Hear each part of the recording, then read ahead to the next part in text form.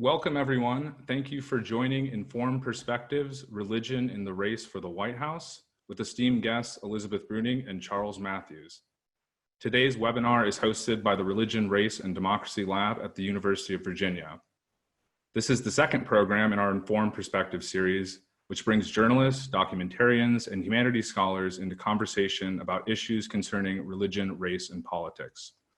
I'm Evan Sandsmark, a PhD candidate in religious studies at the University of Virginia, a member of the lab, and one of the program managers, along with Jessica Marroquin, for the Informed Perspective series.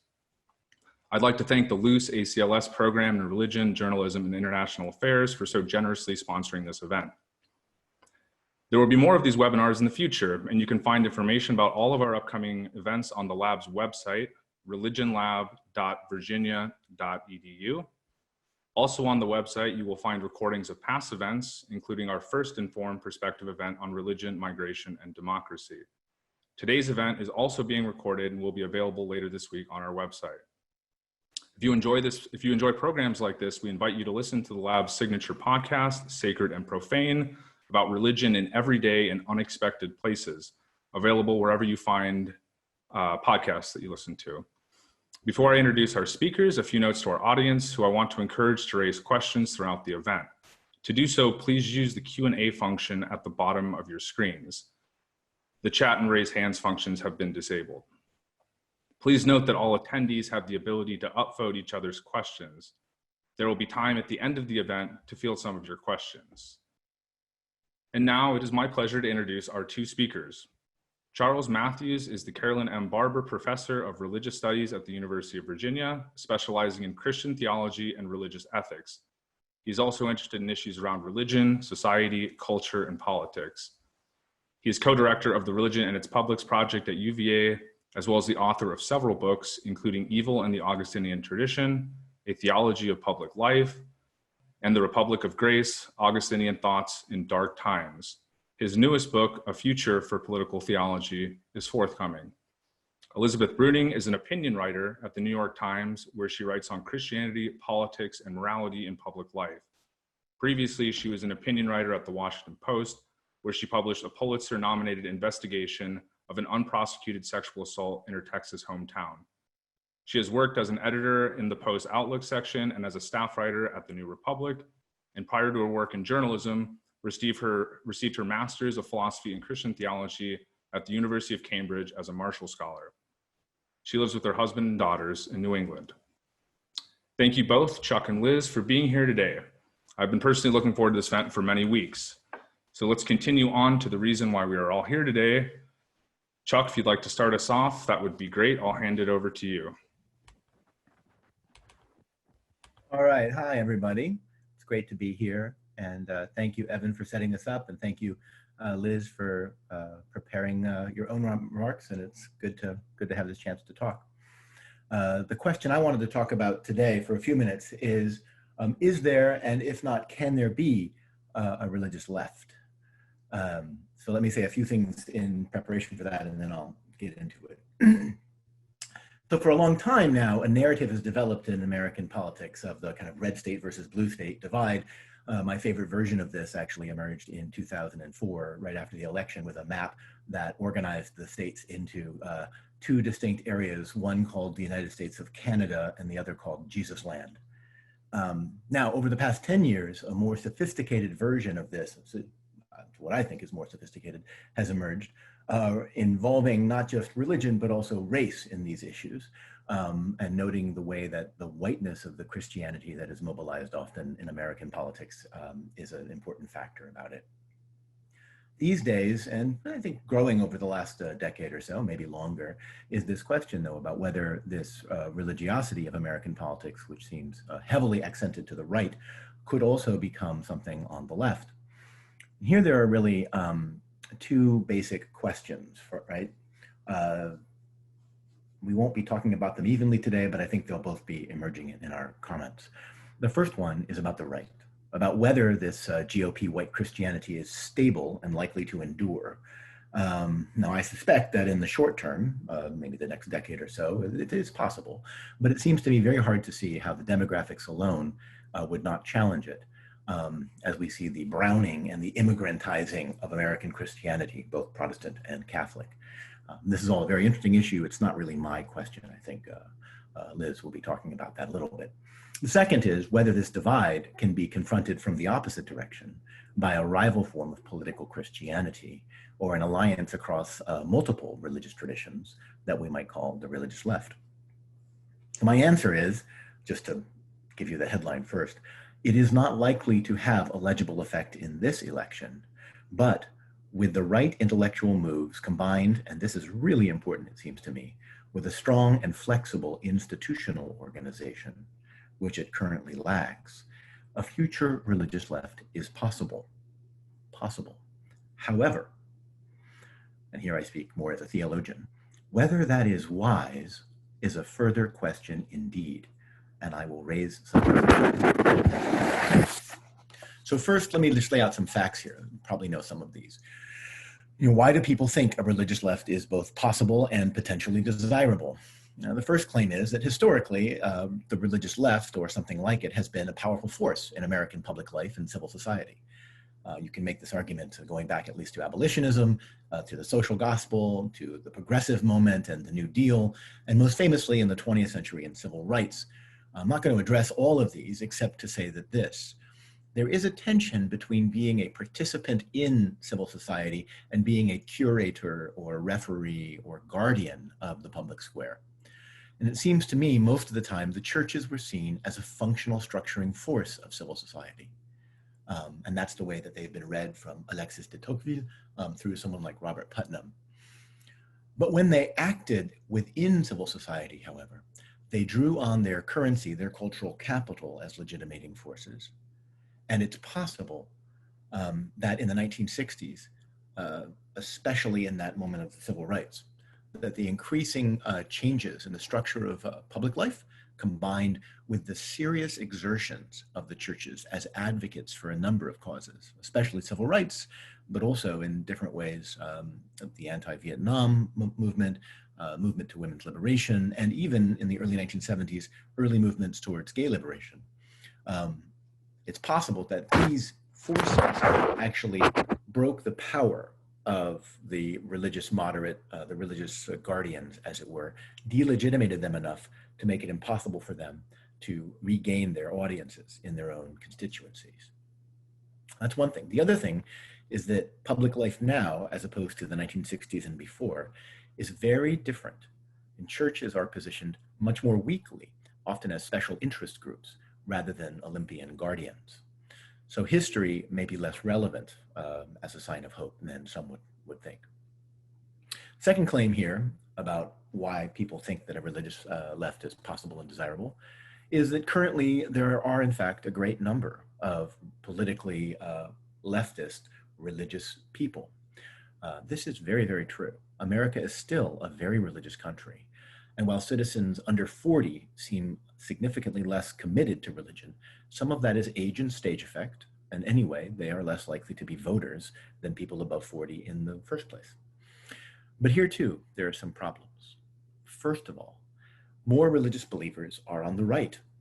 And the past 4 decades of religious right activism has really stigmatized the idea of religious politics for many on the left, both leftist religious people and leftist non-religious people.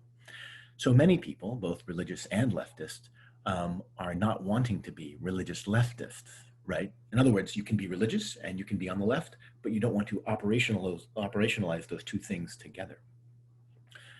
Second, the Democratic Party's religiosity is much more diverse and cacophonous than the GOP's. It is more diverse in terms of the variety of religious traditions that are embedded in that, even within Christianity, but beyond Christianity as well. Also now, fully a third of Democrats are more or less overtly not religious, and sometimes often anti-religious. Now, how to deal with this pluralism? That's a puzzle that the Democratic Party would have to face, the left, the religious left would have to face. Now, there's an interesting question here. This is a large narrative about the Democrats. Did the Democrats over the last few decades lose faith, or was it rather that they gained unbelievers in their coalition? In other words, is the rising presence of non-religious people in the Democratic Party a sign of secularism or a sign of sorting? I suspect it's a bit of both, but I would suspect that actually sorting is associated with this. So there's two big arguments about why the religious left is possible, and some worries about them, right? The first one, that historically they've been possible and important, but maybe less so now. And the second, that there seem to be a lot of people, and I've suggested a couple worries about that. One last worry about why a religious left may be hard to construct today, and that is the simple fact that religious values do not fit any simple partisan platform perfectly. So on both sides, religious leaders and party leaders must be some ideological, there must be some ideological rationalization, an ordering of ideas. On the right, the ideological power of pro-life politics, and for a while pro-family politics, although you'll notice that's dropped off, probably because of the Trump whole family thing, were an important amplifier and organizer for religious actors, which did not threaten the larger anti-tax strategy of the overall GOP. Also, the constituencies could be held together for a while by white grievance policy and a kind of anti-elitism as well. But what causes or goals could mobilize actors on the left to do this in the same way? And what oppositions will effectively polarize them to accept the inevitable compromises with a political movement much more diverse in all possible ways than the GOP? It's currently hard to see because, to be frank, and this is one of my first large issues about the idea of the religious left, there seems to be no discipline in the religious left that would order and prioritize its aims. So on this issue of whether a religious left is possible, whether it could exist, it's possible, but there are significant challenges that lie before it. First, the constituency doesn't really see religion as driving their politics. And second, no institutions or ordering forces exist which are dedicated to changing these facts, right? The religious left has inspirational leaders, but few followers. There's charisma in Weberian terms, but there's very little in the way of bureaucracy. Now, compare all this to the religious right. The religious right is organized top-down with an intentional strategy, widely communicated both to its adherents and to others, and also intelligent tactics it employs related to messaging. Now, it has media institutions as well that are, over the short and long term, amplify its message to the mass and beyond. It is coherent because it is disciplined. It is disciplined because it is organized. It preaches hierarchy and obedience, and it practices what it preaches. And it accepts, more than anything else, and this is very important, it accepts compromise with other parts of the conservative movement in the service of very material political aims. What does it essentially do? What are its core effects? I would say in terms of two things, and this is why if you want to have a left movement, you have to think about whether you want these things as well. It engages voice and it mobilizes vote, right? Now, as regards voice and vote, the religious left seems to face challenges on both. As regards voice first, there seems to be no attempt to generate a coherent and straightforward message over the long term. No institutional home for powerful and durable messaging over decades. Look, by the end of the 1970s, the religious right had its core moral message, right? It wasn't about the moral majority per se, it was pro-life. That moved into the center more firmly in the 80s, but it was already there by the late 70s. It was anti-abortion, and that has stuck with it through thick and thin. Lots of religious left voters would agree vociferously with different parts of the left agenda, but it's not clear that there's any particular thing that is distinctly visible and legible as the thing that the religious left is promoting. Right? Until there is no clear profile for the religious left. Secondly, vote. There seems to be no structural effort by the religious left to speak outside of their core constituency, which is people who are religious and also people who are leftists, right? So they do not attempt to speak to other religious people, nor do they attempt to speak to leftists who are not religious. They only preach, that is, to the converted. And that makes it a doubly narrow agenda. Now, why is this? There are two causes, I think. One structural, one rhetorical. Let me call this up here. Structurally, the religious left seems to me to be divided actually between two large movements, one slightly larger, I think, than the other. On the one hand, there are common good religious leftists. On the other hand, there are prophetic religious leftists. My intuition is that these are two quite distinct communities, quite distinct constituencies. And while there may be many more common good religious leftists, it seems to me that the prophetic religious leftists are better at capturing PR. So they seem to be more equitable in size, even though they probably aren't actually. These are very different groups, and they differ not only in their ideologies, they differ also in some ways in their generational makeup and even in their affect, the way that they present themselves. And I think there's a fight between these groups that needs to happen here. Rhetorically, however, there's an interesting problem too behind this. The common good religious leftists seem capable of collaborating. The prophetic religious leftists seem really good at confronting. But neither group seems to try very hard to convert or even to convince. That is, there's a basic befuddlement about what to do about the fact, the givenness of pluralism in American public culture. Both of these groups move in more expressivist directions rather than trying to tell you that what they say as religious leftists is the truth. And that's a very interesting thing because it suggests that there's a deep befuddlement that the religious left may be facing that the religious right has basically denied.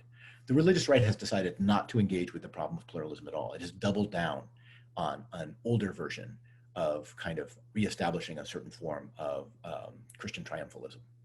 The religious left, at least, recognizes there's a problem, even if they haven't been able to get beyond the recognition itself. And that means that in a way, you'll notice an interesting rhetorical and stylistic asymmetry in the way that public life goes.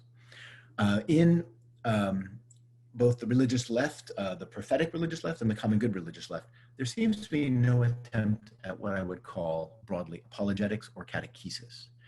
There's no attempt, that is, in apologetics, in trying to defend your views and explain to others why they should share your views.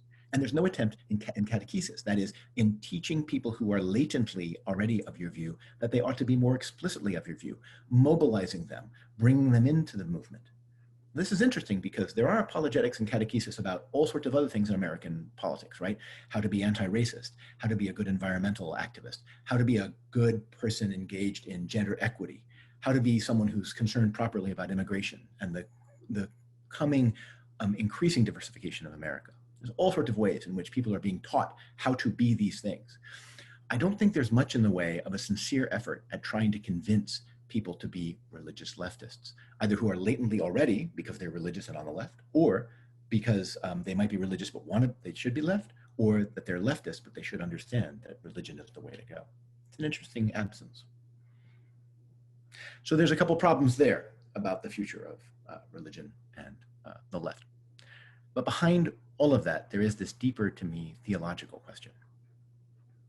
Do you want a religious left at all? At least, do you want a religious left that is the sort of thing that would be symmetrical to the religious right? And I actually don't know what I think about this, but I think it's an interesting and important question. Has the religious right been a model for a successful religious movement?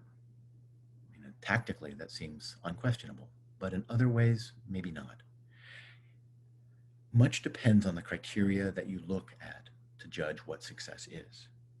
But if you look at the demographics, it's hard to argue that the religious right has given a good witness in the public sphere to the faith that it professes to support. And now, in the last 4 years, with the overt obeisance to Trump, who is so manifestly not part of the values of that coalition, perhaps their faith has become, in some important ways, spiritually poisonous, as well as politically ludicrous. So that's an open question. All right, and at that, I will leave it alone, and I will hand it over to Elizabeth, who will take it from here. Thanks so much, Chuck. And thanks everybody who just joined us. I think Chuck gave a really excellent introduction to the problems of thinking about religion and politics, not only in this particular election, but in the last several years and going forward. So Chuck sort of tackled the religious left side of things, and I'm going to try to talk a little bit about some things that are happening on the religious right. One of the things that I find a little bit funny about our era is that if you think back to as recently as the presidency of George W. Bush, we didn't have to look very far for a kind of Christian nationalist boogeyman.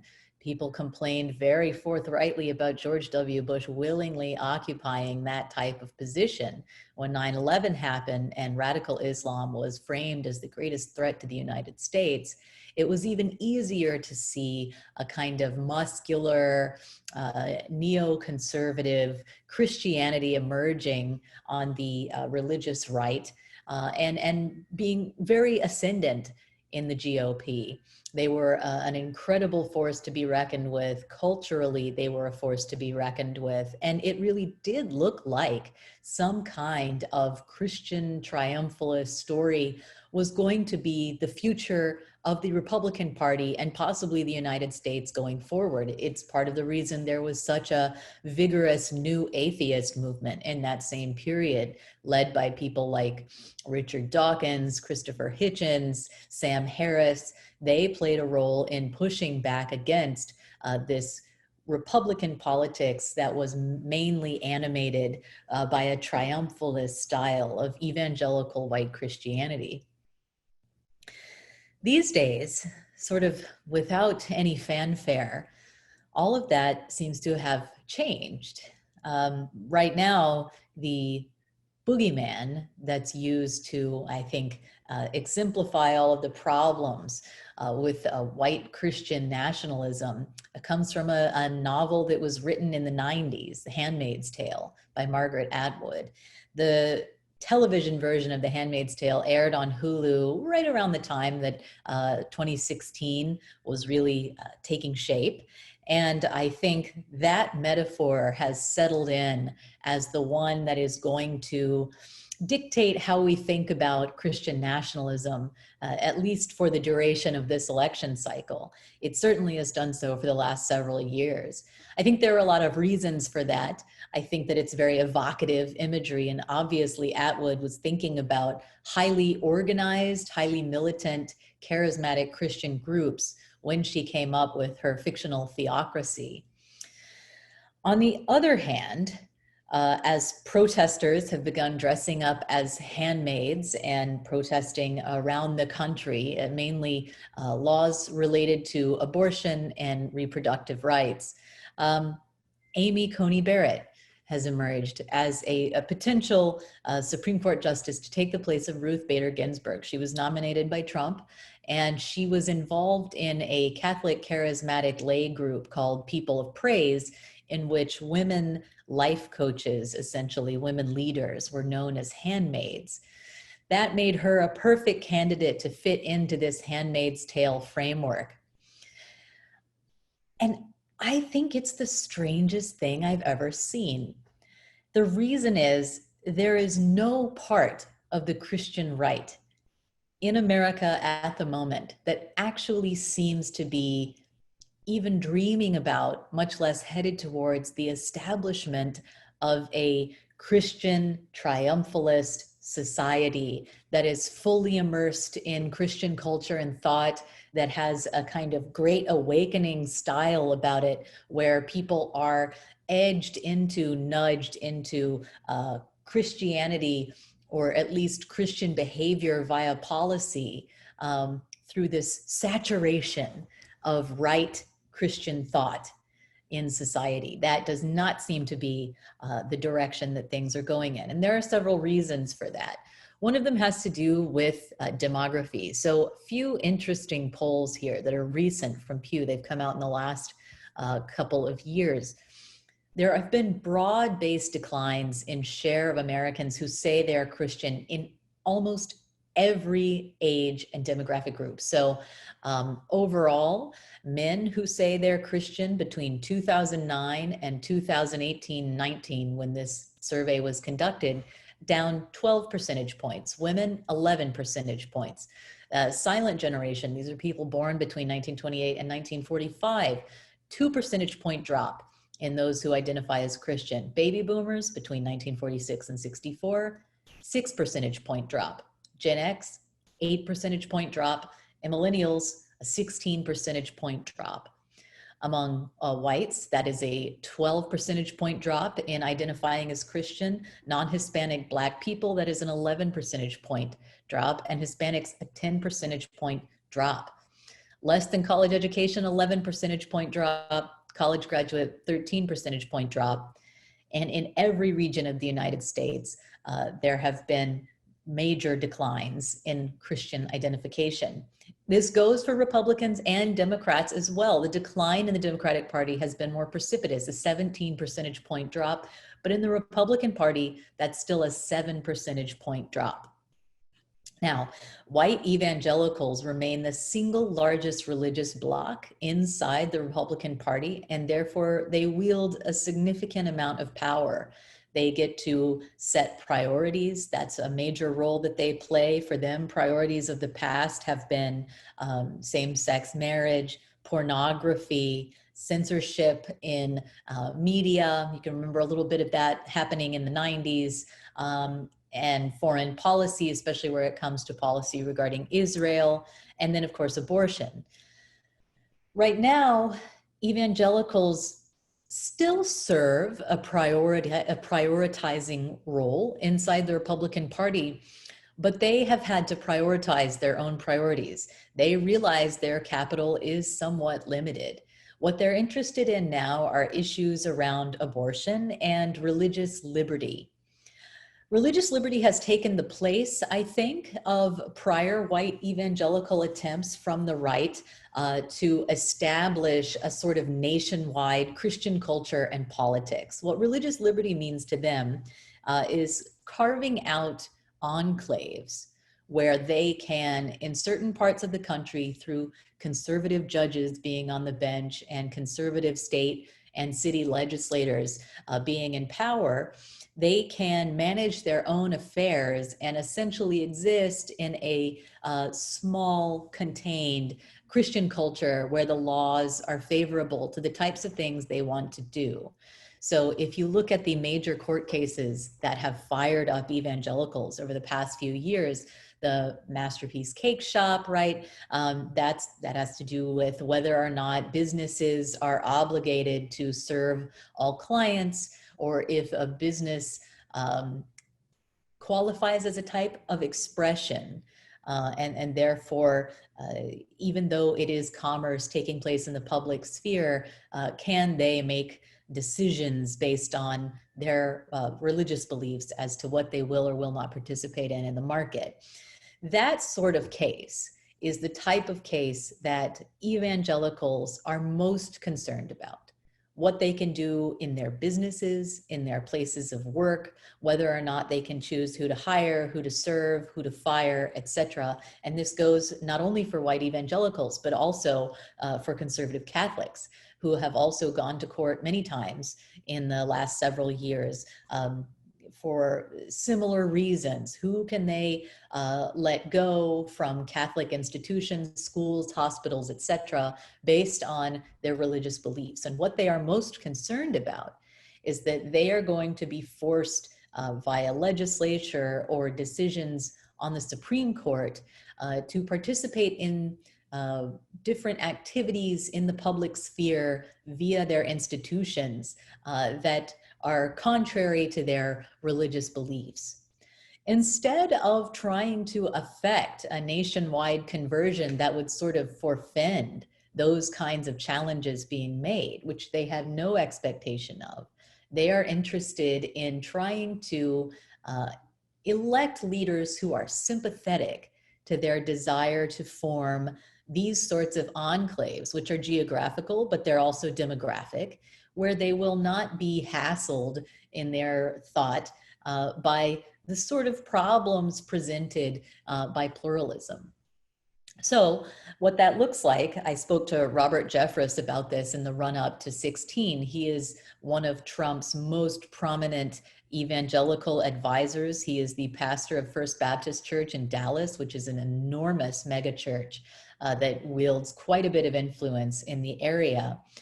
And what Jeffress said was interesting, which was he didn't see anything getting better for evangelicals. I asked him if he thought Trump winning in 20 or even in 16 was going to improve the fortunes of evangelicals in America. He said, no, I don't think so. I don't see us winning this.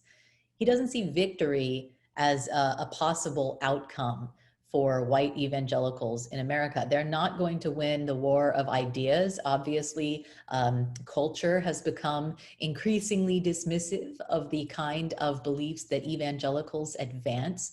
And this is true even within Christian circles. If you look at polls of Christians, non-evangelical Christians have become increasingly more accepting of things like same-sex marriage, sex outside of marriage, and so on and so forth. Even abortion seems to have wobbled a little bit, though it's a generally stable issue in terms of polling. And I think Jeffress and other evangelicals who are highly involved in Republican politics really do believe what they're saying in terms of not having a Christian triumphalist vision. And I think Trump fits very nicely into that. If you look at what evangelicals talk about when they talk about voting, this is a recent poll from 2019. People were asked, is it important that a president personally lives a moral and ethical life? And all US adults, right, evangelicals included, said 63% said that's very important. That's the same number of evangelicals who made that judgment. Where evangelicals vastly differ from the US population in general is with this question. Is it important to have a president who stands up for people with your religious beliefs? 38% of all US adults said that's very important. 67% of evangelicals said that's very important. This is the biggest disparity between evangelicals and the United States in general that this poll tracked. And it is the most important issue for evangelicals that this poll tracked. It was more important than the president personally living a moral and ethical life. It was much more important than the president having strong religious beliefs, even if they differed from their own. Only 34% of evangelicals said that was important. And it was much more important than a president sharing your religious beliefs. Again, just 34% of evangelicals said that was very important. So we've really come a long way from the days of George W. Bush, who was able to speak to evangelicals in their language, to be one of their own. We've even come a long way from the candidacy of Mitt Romney. Romney, of course, was a perfectly down the middle Republican candidate, except for he was a Mormon. Billy Graham had on his ministry's website pretty strong condemnations of Romney ahead of the election. And those condemnations are not of Romney specifically, but of the Church of Latter-day Saints, of Mormonism. And all of that was scrubbed right before the election, but it was pretty clear, especially in the primaries, that evangelicals were not thrilled about having a president in the running who was not going to share their beliefs and in fact was from a Christian sect that they're very suspicious of. So compare that to today, where evangelicals are not as approving of Trump as they were in 16. Those numbers have slipped somewhat, but still 8 in 10 say they're going to vote for Trump, which was about the number that voted for him in 16. And what emerges is this picture of the religious right that is increasingly interested in protecting itself with laws that pertain to religious liberty and in retreating somewhat from the kind of Christian triumphalist conversion ethic that seemed to dominate the religious right for the years prior to Trump. So I think we've seen a sea change here. I think the thing that's going to keep the GOP together going forward isn't really based in religion. It might be based in Christian culture, but is not so much based in Christian goals. And I think you're going to see a decline in the influence evangelicals have inside the Republican Party. This is true of white conservative Catholics as well. And I think that is going to give rise to a right wing that is much more nationalist than Christian nationalist, even though that will remain an important constituency in the Republican Party. And that's all I have to say. So I will kick it back to our moderator, Evan, and we'll take some questions, I think.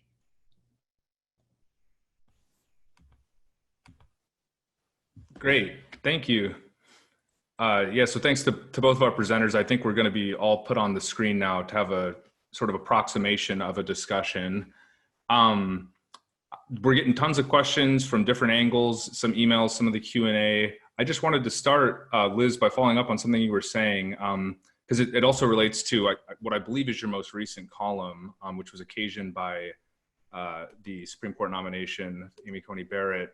So you're talking about these enclaves of sort of conservatives, and these are created by religious exemptions. And I wonder if these are successful and the enclave can sort of be a sort of, practice their preferred way of life, if that then just takes religious issues out of the sort of national debate or away from, national elections.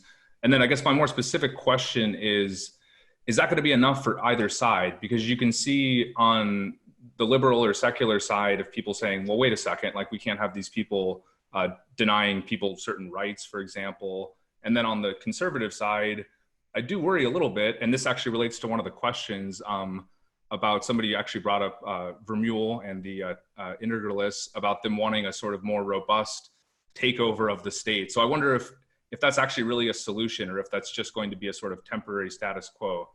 You can go ahead and comment on that to the extent that you want. Yeah, I mean, I think that the religious exemption laws, these religious liberty laws that would kind of give a little more autonomy to, say, institutions, businesses, these things operate in the public sphere and are sort of unquestionably public. And in lots of legal codes, I think, make that very clear. So, businesses being public is a big point that comes up in the civil rights legislation. For example, they're privately owned, but they have a sort of public capacity. And because of that, I don't really see these laws as actually fixing anything, as you're saying. They're not stable. Because so long as these are public institutions, there are going to continue to be confrontations between the sort of people who hold increasingly rare, sort of conservative, orthodox in their thinking, religious beliefs, and people who come from an increasingly secular or at least non-dogmatic spiritual society. And so I absolutely think it's a punt. It's the punt that's available right now, and it might be stable for some time. But it certainly doesn't solve this basic problem of pluralism that Chuck pointed out, right? It's this very basic befuddlement in how to deal with pluralism. This is one answer to that question. Sort of institute laws that sort of do away with the befuddlement by giving us right of way in our areas. But that's not going to last forever. You can look at, again, demographics and see that that's not going to be a permanent solution. Chuck, do you want to add anything to that? I don't know if you have thoughts on this as well. Yeah, I mean, I think Liz has got to be right about what fundamental strategic shift has happened.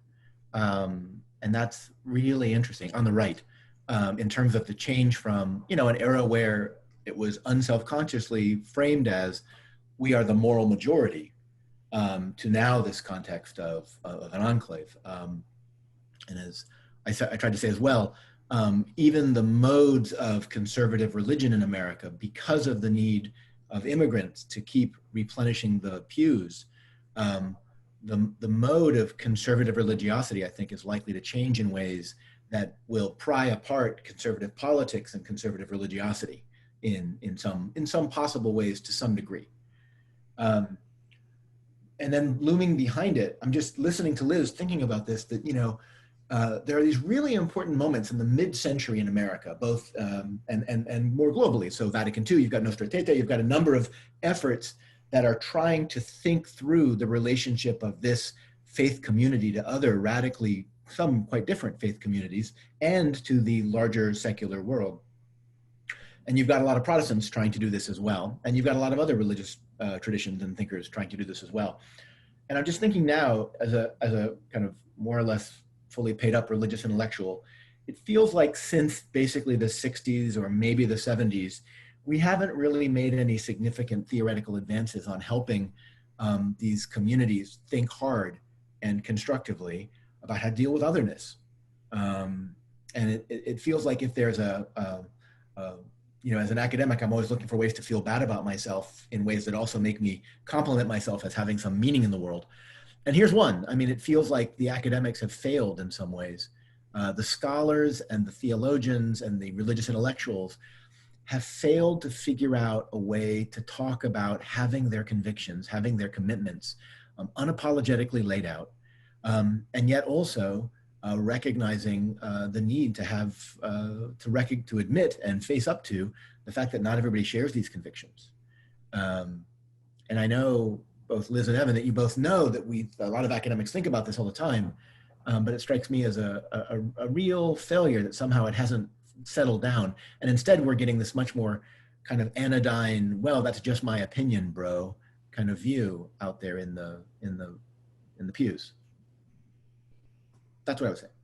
Yeah, I think that's right. And I'm not,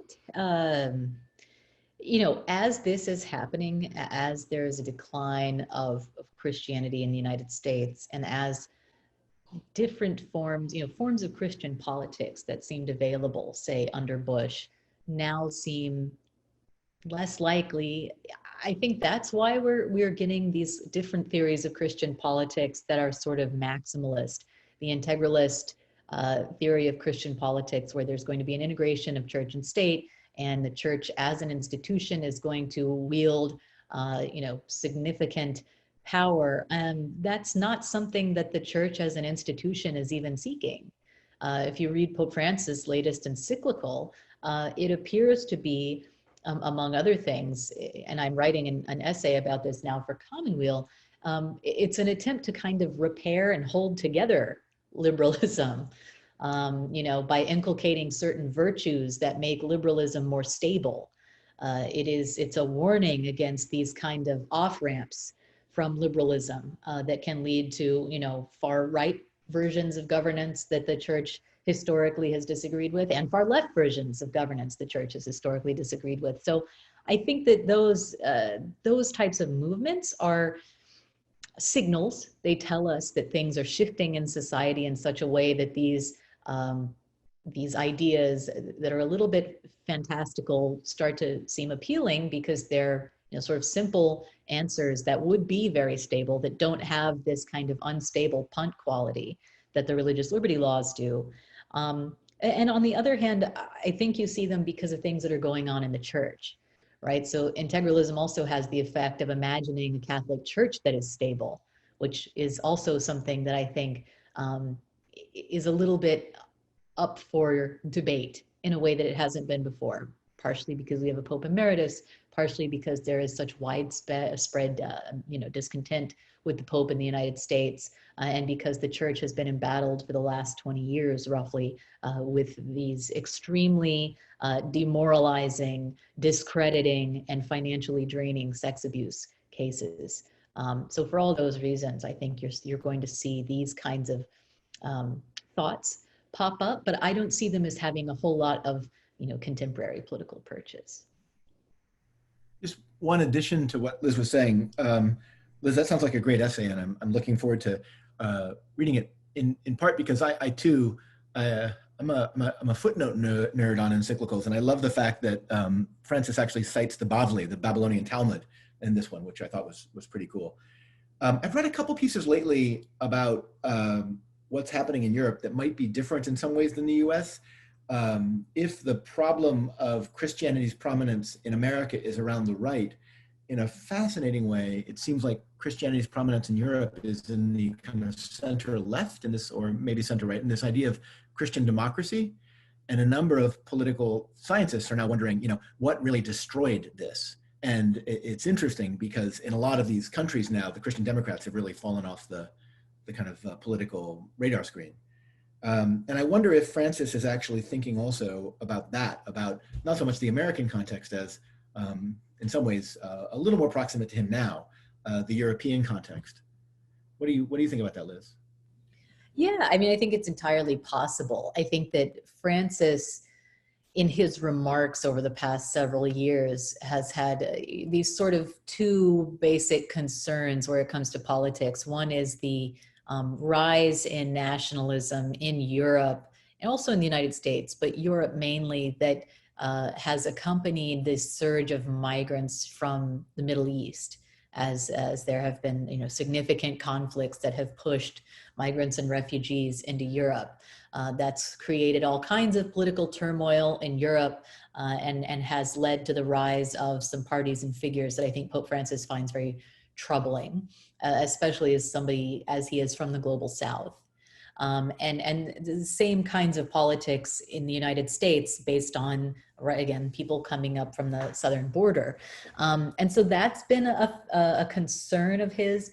And then I think, quite generally, inequality and sort of a rapacious, what he calls throwaway economy, but rapacious capitalism, basically, or consumerism, if you put it more gently, also seems to be a high political concern of his.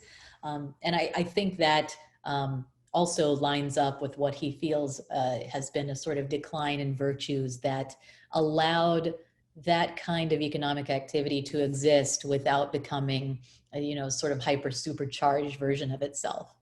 So that's what I think he's up to, trying to stabilize what he considers to be a kind of buffer against those two extremes.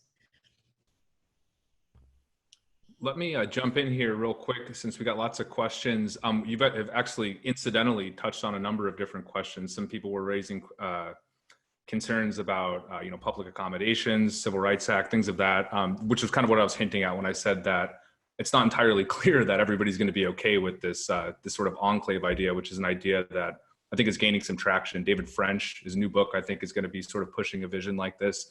In any case, I wanted to switch a little bit to the religious left. And here's a good kind of concise question. So what would the goals of a religious left be? And are there goals that might bring together the prophetic and the common good sides? Socialism, perhaps. And Chuck, if you want to take that first and maybe just touch on, again, the distinction between prophetic and common good as you address that larger question, if you would. Sure, let me go with that first. The distinction is really one that I haven't really laid out conceptually in my mind very clearly, but the idea seems to be that there are some people who are mobilizing their religious convictions in some ways. David Brooks has talked about this as the reweavers, people who are trying to work at generating institutional structures which can bear the weight of the new cultural pluralism, both negatively and positively, both in terms of sustaining itself against stresses and also enabling groups to become who they are and individuals to become who they are. And I think that idea of the common good, people who seek for that are one mode of thinking about the religious left. There's another mode that strikes me as often more visible today, often more urgent, and often much more impatient for many good reasons, that suggests that effectively we've had moderation for many decades and it doesn't matter. Power never accedes to anything without a demand, and therefore we need to actually have some explicit demands. So I think that's the structural difference. Is there a vision for a religious left? I mean, I'm an individual, I have my own views on that. I think something around reweaving the idea of a social common good, which is local to the United States, but then extends beyond that in concentric circles or something, could be pretty adaptable to multiple theological idioms. at least across Christianity. I think also there are multiple ways to do that in Judaism and also in Islam. And I think that that's a possibility for some resources there. But again, I think the issue is just that there needs to be, effectively, there needs to be some institutional forms that kind of organize somewhere between 40 and 60% of what could get categorized as the religious left. If you get something of a large plurality, not even a majority, but just a large plurality of people organized, then the rest of the people who might be in the religious left are going to have to constellate themselves around that. And then you have the possibility of setting an agenda, right? So it's not just a matter of coming up with the right software and downloading that into people's brains. It's that you have to have some sort of institutional structure where a bunch of people commit individually, but also maybe through their, as institutional representatives, to pursuing a kind of core set of convictions. And honestly, I would say less and more slender ideologically than a larger. In other words, we don't need 18-point statements that professors would produce. We need like one simple thing. In the past few decades, one of the dangers of the religious left has been, unlike the religious right, it has been ideologically more centered in the academy. And the academy is less responsive to movement politics, and the academy has powerful institutional incentives to reward its own people for the work they do in important ways. And if you think about the kinds of insights that people in the academy have produced, right, about, say, deconstructions of gender, the extent of human engagement with the environment in complicated ways that were not necessarily as visible, and then conceptions of inter-movement political agency like intersectionality. These are all things that I think emerged out of the academy. Those are all really powerful and insightful and important. None of them have anything like the power of things like the Green New Deal, Black Lives Matter, or various modes of same-sex marriage equality. Those last three all emerged, I think, really outside of an academic context. And because of that, you can see the difference between people doing deep research, right, on intersectionality or environmental change or whatever, and then not being able to weaponize that deep research for a political agenda. So part of the difficulty of the religious left is that it has to generate some institutional spaces where people can think more nimbly and less in a way that's captive to the academy. And I don't think that's there right now. Does that help? Yeah, definitely.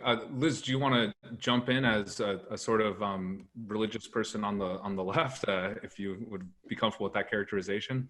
No, yeah, no, I'm very comfortable with that characterization. I mean, I'm a Christian socialist, many such cases, just not in the United States.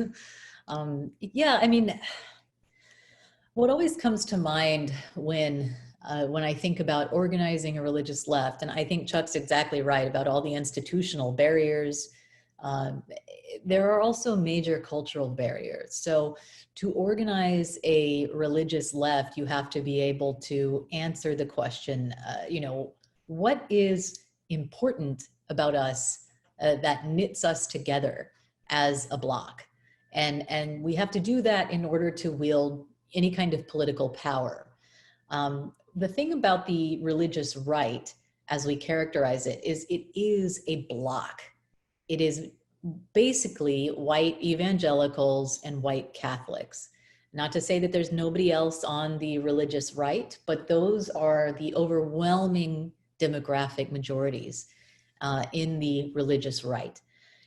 And so the white Catholics also, it's worth saying, who are involved in the religious right have been, some people say evangelicalized. So these are folks like Paul Ryan, Rick Santorum, and so forth, who you wouldn't even necessarily know they're Catholic. Certainly politically, they're not distinct from white evangelicals. And so when you think of the kind of sort of blurring that's had to go on there to assemble that bloc, imagine the level that's going to happen on the left, where there is a much more diverse and, as Chuck put it, cacophonous, right, a loud and vibrantly diverse religious landscape. How do you get all of those different people to agree on a set of priorities in an era where identities of difference are taking center stage. So the type of discourse that's taking place now, the way that we're given to think about who we are and how we fit into the world now is by thinking about the ways in which we're different from one another and how different people have different experiences and what we can all do to try to achieve something like equality and freedom in light of those differences. Some people call this identity politics. I think that's often used kind of dismissively. I wouldn't use it dismissively, but that is the type of politics that is ascendant right now on the right and the left. And that makes it difficult to organize, I think, a block where the method of getting to block status is to blur in some ways or accommodate difference toward focusing on a sort of unifying vision. And I think that's very difficult on the left.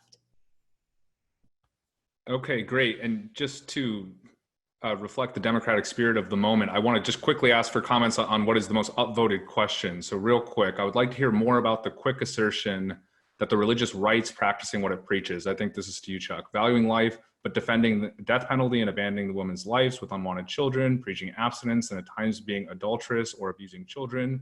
The religious right has certainly been coherent and calculating, but hypocritical, no? Do you want to comment on that, Chuck, as we round things out or close things out? Yeah, I'm sorry. Maybe I didn't make myself clear. What I was saying in that sentence when I said that was they preach the values of hierarchy and obedience, and they practice what they preach vis-a-vis those values.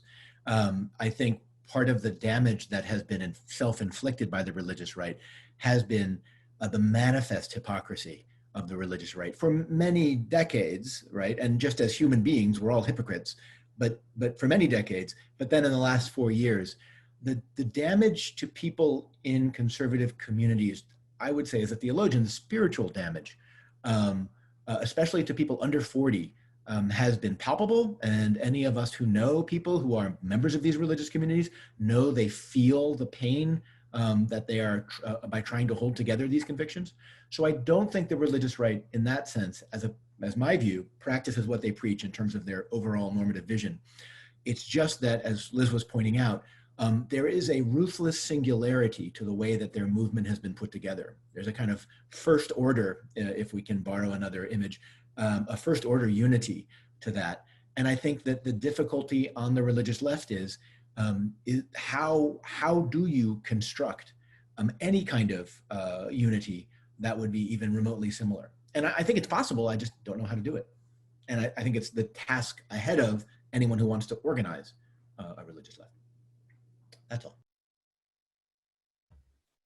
Okay, great. So we have exactly 2 minutes left. Do either of you want to offer your just quick thoughts on where you think this election is going, and if you think it's going to have, what's going to happen? Can I coax a prediction out of either one of you? I really, really want to hear Elizabeth on this. I think predicting this election is tempting the Lord. I would, pay close attention to polls. I think pollsters have learned something from the polling errors of 16, pay close attention to swing states and the Electoral College. I hope that everything proceeds normally and that cooler heads prevail, but I at times doubt that will happen. Okay, wonderful. Thank you for indulging us. So I think that pretty much brings us to the end. So I just want to thank you both, Elizabeth Bruenig and Charles Mathewes.